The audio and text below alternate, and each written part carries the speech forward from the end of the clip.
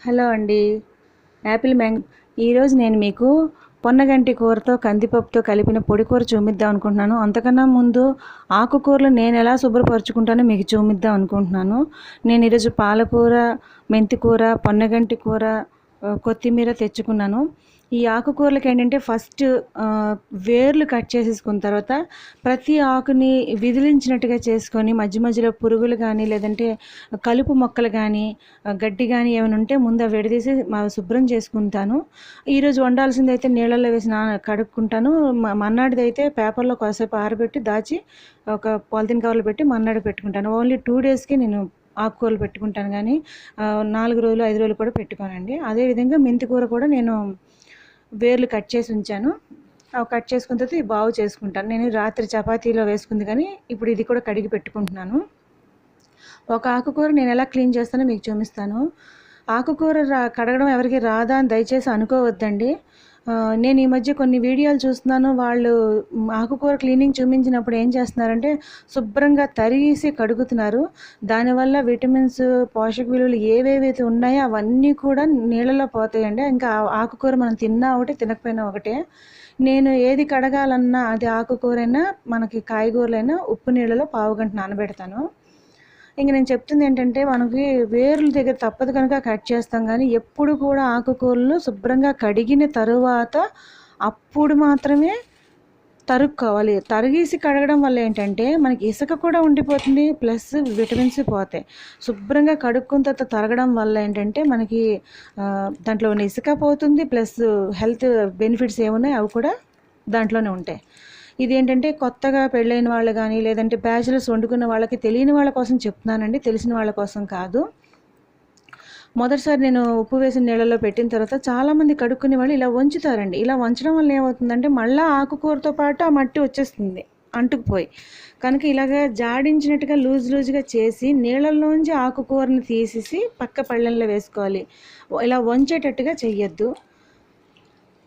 అలా చేయడం వల్ల ఏంటంటే ఇసుక కిందకి దిగిపోతుంది, మనకు ఆకుకూర చేతికి వస్తుంది. మట్టి కానీ ఏది కానీ అడుగున ఉండిపోతుంది. మనకి ఆకుకూర ఉడకడం అనేది ఒక 10 నిమిషాలు మాత్రమేనండి, కానీ దాని క్లీనింగ్ అనేది మాత్రం అరగంట, నాకైతే అరగంట పడుతుంది. నాకు ఎంత పనున్నా కూడాను నేను క్లీనింగ్ ఇదే విధంగా చేసుకుంటాను. ఒకవేళ నేను చెయ్యలేను, నాకు ఓపిక లేదు, నాకు ఒంట్లో బాగోలేదు అనేటప్పుడు, టైం లేదనేటప్పుడు ఆ రోజు ఆకుకూర వండడమేమో అనుకుంటాను, కానీ క్లీనింగ్ చేసే విషయంలో మాత్రం కాంప్రమైజ్ అవ్వనండి. ఈ నీళ్ళల్లో నేను ఉప్పు వేసాను కనుక ఈ నీళ్లు నేను మొక్కలకి పోయిన ఉప్పుని వేసిన నీళ్లు మొక్కలకి మంచిది కాదు, వేళ్ళు దెబ్బతింటాయని ఇవి నేను షింకులో పారబోసేస్తాను. తర్వాత మళ్ళీ ఫ్రెష్ వాటర్ తెచ్చుకుంటున్నాను.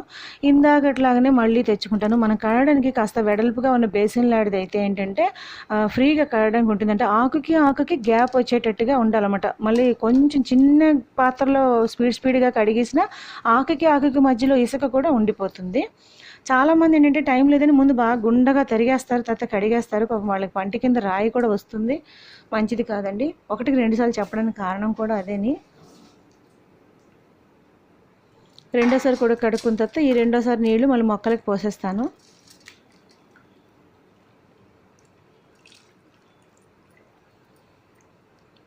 ఇప్పుడు ఏంటంటే ఇవి పెస్టిసైడ్స్ వేస్తారని తెలుసండి మనకి, కానీ ఏ మురికి కాలువల దగ్గర పండిస్తున్నారో మనకు తెలియదు, మురికి నీరుతో కడుగుతున్నారో తెలియదు. అందుకోసమని ఇంత జాగ్రత్తలు తీసి కడుక్కోవడము. నేను ఇంటి దగ్గర వేసుకుంటాను మెంతికూర, నాకు అది 10 రోజులకు ఒకసారి వస్తుంది. చిన్న ఒక బాక్స్లో వేసుకోవడం వల్ల నాకు 10 డేస్కి ఒకసారి వస్తుంది. ఈలోగా నేను కొనుక్కొని మీకు చూపిస్తున్నాను. నాకు ఇంట్లోదైతే కేవలం ఇసుకే ఉంటుంది కనుక ఒక 2 టైమ్స్ నేను శుభ్రం కడుక్కుంటే నాకు పోతుంది, ఫ్రెష్గా ఉంటుంది కనుక. థర్డ్ టైం అని కాదండి, ఫైనల్గా నాకు ఇసుక బాగానే ఉంది, తగ్గిపోయింది, ఇంకా లేదు అనేటప్పుడు ఏంటంటే ఫ్రెష్ వాటర్ మనకు వస్తుంది కదా, ఆ ఫ్రెష్ వాటర్తో ఒకసారి కడుక్కుంటాను నేను. మొన్న మెంతికూర నేను ఆల్రెడీ తీసి మళ్ళీ విత్తనాలు వేస్తే అది చిన్న చిన్న మొక్కలు వచ్చాయి, ఇంకా అందుకే నేను బయట నుండి కొనుక్కొని అది క్లీనింగ్ మీకు నేను చూపిస్తున్నాను.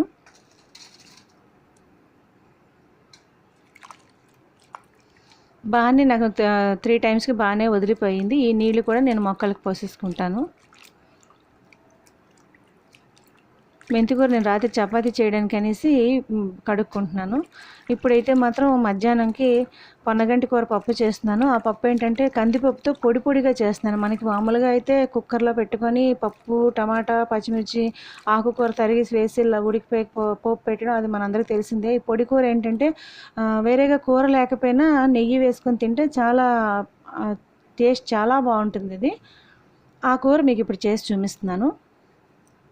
ఈ చిల్లులు గిన్నెలోనేమో ఆ మెంతికూర పెడితే నీరు ఓడుతూ ఉంటుంది. రాత్రి చపాతీ కోసం కలుపుకుంది కానీ ఆ చపాతీ నేను ఇంకోసారి మీకు చూపిస్తాను.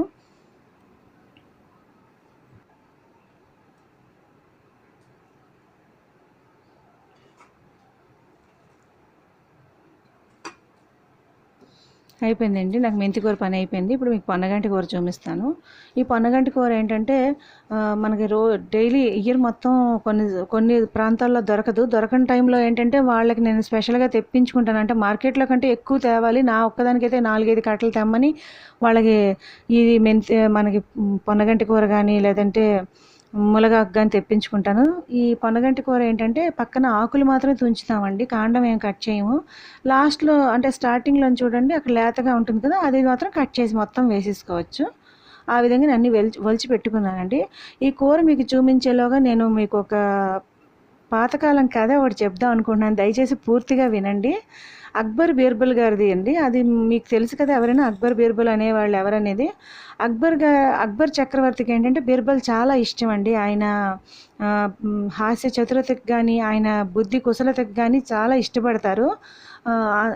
ప్రేమగానే చూసుకుంటారు. ఆ ప్రేమతో రోజు ఆయన భోజనం చేసేవా బీర్బల్, ఈరోజు మీ ఇంట్లో శాకాలు ఏంటి అని పలకరించేవారట. అంత రాజైనా కూడాను. శాకాలు ఏమిటి అంటే ఈరోజు మీ ఇంట్లో స్పెషల్స్ ఏమిటి, వంటలు ఏమిటి అని అర్థం అన్నమాట. కథ కాసేపు ఆపుతున్నానండి.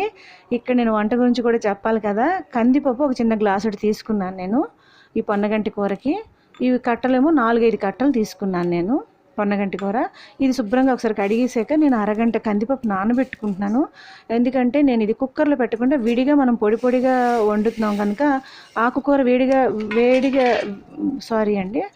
వేగంగా ఉడికిపోతుంది. కందిపప్పు మాత్రం వేగంగా ఉడకదు కనుక నానబెట్టుకుంటున్నాను. మళ్ళీ నేను కథలోకి వస్తున్నాను. ఈ శాకాలు ఏమిటి అంటే బీర్బల్ గారు మా ఇంట్లో పొన్నగంటి కూర అని చెప్పారట. అలా ఒక 40 రోజుల పాటు పొన్నగంటి కూర అని చెప్పారట. చిరాకు పడ్డాను ఒకరోజు. అక్బర్ అన్నట, ఇదేమిటి ఎప్పుడు అడిగినా నువ్వు పొన్నగంటి కూర అని గత 40 రోజులుగా అంటున్నావు, ఇది అంత మహత్యం కలదా, లేదంటే అది చవకగా దొరుకుతుందని తింటున్నావా ఏమిటని అడిగితే బీర్బల్ గారు ఏమీ చెప్పకుండా ఆ కూర ఒంటికి మంచిది ప్రభు అని చెప్పేసి ఊరుకున్నారట. ఇంటికి అసలు విషయం ఏమిటి అంటే బీర్బల్ గారికి దృష్టి తగ్గిందిట. అప్పుడు వాళ్ళ అమ్మాయి అందుట, నాన్నగారు మీరు పొన్నగంటి కూర ఒక మండలం రోజులు తింటే మీ దృష్టి బాగుంటుంది అంతే. ఇక్కడ మండలం రోజులు అంటే 40 రోజులు. 40 రోజుల పాటు తండ్రి గారికి వండి పెట్టిందిట. 40 రోజులు అయిన తర్వాత బీర్బల్ గారికి దృష్టి మెరుగయ్యింది. కొన్నాళ్ళకి అక్బర్ గారికి కూడా దృష్టి ప్రాబ్లం వచ్చింది. మళ్ళీ కథ ఆపుతున్నానండి. నేను కూర కోసం పోపుకి బాండీ పెట్టుకొని అందులో కాస్త నూనె వేసుకొని శనగపప్పు, మినపప్పు, ఆవాలు, జీలకర్ర, ఎండుమిరపకాయలు పోపు పెట్టుకుంటున్నాను. ఆ పోపు వేగిన తర్వాత ఇంగు పొడి వేసుకొని పసుపు వేసుకుంటాను. తర్వాత కందిపప్పును తరిగిన పొన్నగంటి కూర వేసి కాస్త ఉప్పు, మంచినీళ్ళు వేసి చిన్న మంట మీద మూత పెట్టేస్తే మగ్గిపోతుంది. ఇప్పుడు కూడా ఆకుకూర పెద్ద మంట మీద మనం చేయకూడదు, దాంట్లో పోషక విలువలు పోతాయి. చిన్న మంట మీద ఎక్కువసేపు కూడా ఉడికించకూడదండి. తిరిగి నేను కథ చెప్తున్నాను. కథ వింటూ మీరు కూరను చూస్తూ ఉండండి. అయితే అక్బర్ గారికి కూడా దృష్టి లోపం వచ్చిందిట. ఆయన రాజుగారు కదండి, రాజవైద్యులు చాలామంది వచ్చి చూసారట కానీ దృష్టి పెరగలేదట. అప్పుడు రాజుగారికి ఎలాగైనా నయం చేయాలి, కానీ పొన్నగంటి కూర మీద మంచి అభిప్రాయం లేదు, ఈయనకంతా దాన్ని విశ్వసించరని చెప్పి బీర్బల్ బాగా ఆలోచించి, ఆయన మహా తెలివైన అతను కదండి, మంచి ప్లాన్ చేసుకొని అక్బర్ గారి దగ్గరికి వచ్చి, రాజావారు నాకు తెలిసిన ఒక వైద్యుడు ఉన్నారు, ఆయన ఎవరంటే పురాణాల్లో చెప్పబడిన దేవతా వైద్యులకు ధన్వంతరి శాస్త్రం ప్రకారం వైద్యం చేసే వైద్యుడు ఆయనతో మీ పరిస్థితి చెప్పాను, ఆయన అంగీకరించారు. ఒక మండలం రోజుల పాటు ఒక మందుని మీరు ఇవ్వాలి, ప్రతిరోజు ఆ మందు ఇస్తారు, అది ఎంత జామ పండు అంత ముద్ద ఇస్తారు. ఆ ముద్ద మీరు మొదట రొట్టెతో కానీ లేదా డైరెక్ట్ అంటే ఏకంగా కానీ తీసేసుకోవచ్చు, తర్వాత మీకు ఏది తినాలంటే ఏ పదార్థమైనా మీరు భుజించవచ్చు అని చెప్పారట. పాదుషా సమ్మతించారు. పాదుషా అంటే చక్రవర్తి అనమాట, అక్బర్ చక్రవర్తి ఒప్పుకున్నారు. ఆయనకి దృష్టి పెరగడం కదా కావాలి. 40 రోజులు పూర్తయ్యాయి. పాదుషాకి బాగా దృష్టి పెరిగింది. ఎంతో సంతోషించి ఆ వైద్యుని పిలిపించండి, ఘనంగా సత్కరిస్తానని బీర్బల్తో అన్నారట. అప్పుడు బీర్బల్ చేతులు జోడించి, అయ్యా మీరు నన్ను మన్నించాలి, రాజా మీరు నన్ను మన్నించాలి, మీతో నేను అబద్ధం చెప్పాను, మీకు పొన్నగంటి కూర వైద్యం చేశాను, నాకు మా అమ్మాయి చేసింది నేను మీకు చేశానండి, ఏ వైద్యుడు లేడు, మీతో అబద్ధం చెప్పినందుకు నన్ను మన్నించాలి అని చెప్పారట. దానికి ఆయన అబద్ధం చెప్పింది నేరమైనా కానీ ఈయనకి మంచే జరిగింది కదండి. అందుకు అక్బర్ గారి కోపగించుకోకుండా ఎంతో సంతోషించి బీర్బల్ని బాగా సత్కరించి పొన్నగంటి కూర విలువను తీసుకొని ఇంత శక్తి ఉందా ఈ కూరలను ఆశ్చర్యపోయి తన ఆహారంలో ఒక భాగం చేసుకున్నారట. ఈ కథ నాకు మా పిల్లలకి చిన్నప్పుడు నేను పెడుతున్నప్పుడు ఫస్ట్ టైం పెడుతున్నప్పుడు చెప్తే వాళ్ళకి అక్బర్ బీర్బల్ కథలు సమ్మర్ హాలిడేస్లో కథలు వినడం వాళ్ళకి బాగా అలవాటు చదవడం. అక్బర్ అనగానే చక్రవర్తి అంటే ఒక మంచి ఫీలింగ్ వాళ్ళకి. ఆ కథలు చాలా ఇష్టము. పొన్నగంటి కూర కథ చెప్తే ఆహా రాజుగారికే నచ్చిందా అని చెప్పి మారం చేయకుండా వాళ్ళు తినడం. ఇప్పుడు మా వాడు 9th క్లాస్ నుంచి 10th క్లాస్కి వస్తున్న పొన్నగంటి కూర తెస్తే ఆ కథ చెప్తాడు. కొన్ని చిన్నప్పుడు మనం చెప్పే విషయాలు అవి మంచి అయినా చెడైనా, అందుకే మనం మంచి విషయాలు ఎప్పుడు చెప్తూ ఉండాలి. ఆ కథ మా అబ్బాయి నేను మర్చిపోయినా నాకు చెప్తాడు. నేను ఈరోజు మీకు అది షేర్ చేస్తున్నాను.